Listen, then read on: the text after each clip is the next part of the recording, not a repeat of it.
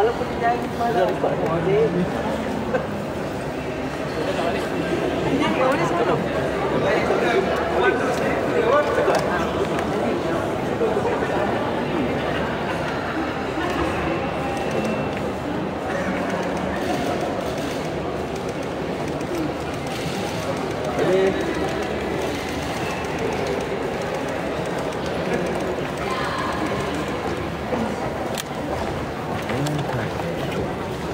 Babe, light Aisyah. on.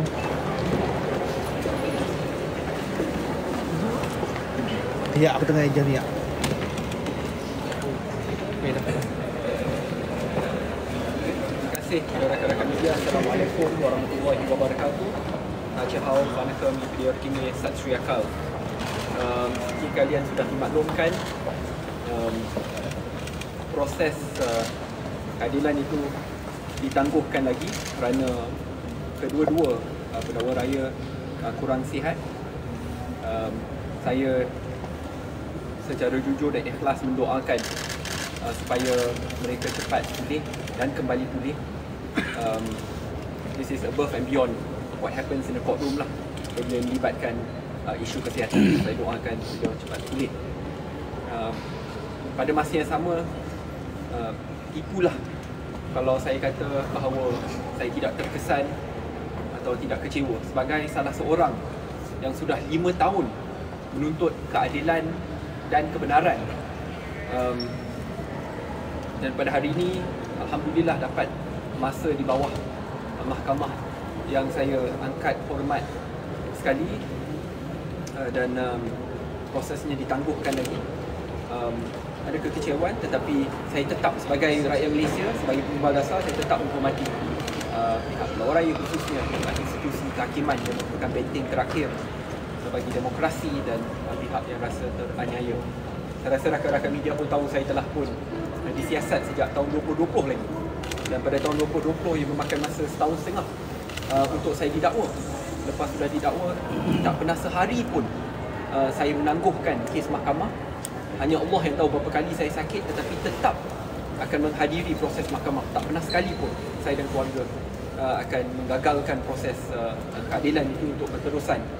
Dan selepas itu perlu tunggu lebih setahun setengah dan nak 2 tahun untuk dapat written judgment ataupun penghakiman bertulis supaya kita boleh memulakan proses perayuan. Sebab itu saya pada peringkat awal betul-betul berharap bahawa 2 hari yang telah ditetapkan itu adalah pengakhiran. Walaupun kecewa, tetapi saya tetap perlu menghormatilah institusi pendakwa raya, institusi kehakiman. Saya pun faham kalau betul sudah sakit, there's nothing much which can be done. I just truly hope that this process will not be postponed and that justice will win. Saya doakan yang terbaik lah, bukan saja untuk saya, tetapi supaya pihak pendakwa raya kembali pulih secepat mungkin.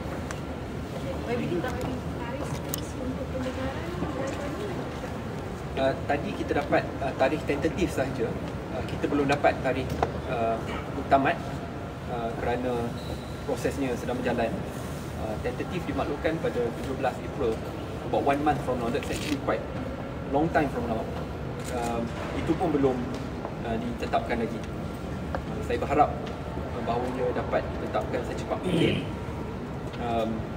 Yalah, lazimnya orang kata dia terbalik.